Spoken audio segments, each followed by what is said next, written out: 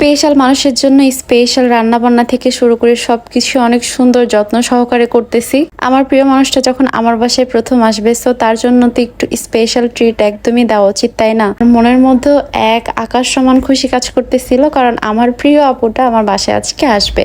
আপুটা কে হতে পারে তোমরা গেস করে ফেলেছো আমি জানি, সো তোমরা গেস করতে থাকো, আস্তে আস্তে সবকিছু তোমাদের সাথে শেয়ার করবো। হ্যালো এভরিওয়ান, আসসালামু আলাইকুম।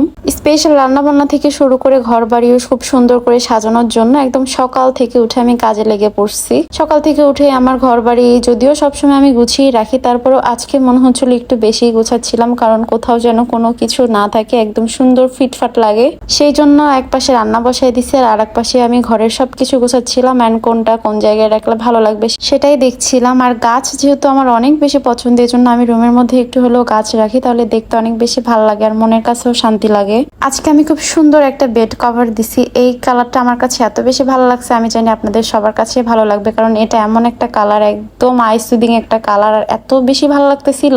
বেড কভারটা দেওয়ার পরে মনে হচ্ছিল আমার বেডের লুকটাই চেঞ্জ হয়ে গেছে। আসলে কেমন লাগতেছে কালারটা আপনারা সব একটু কমেন্টে জানাবেন।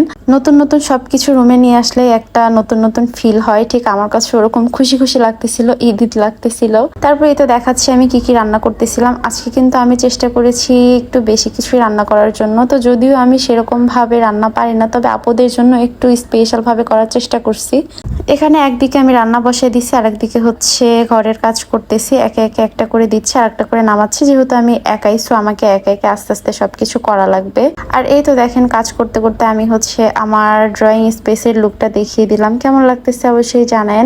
আজকের এই দিনটা আমার কাছে স্বপ্নের মতো লাগতেছিল, যেটা মনে হতো আগে স্বপ্নের মতো, এটা মনে হচ্ছিল আজকে রিয়েল হয়েছে।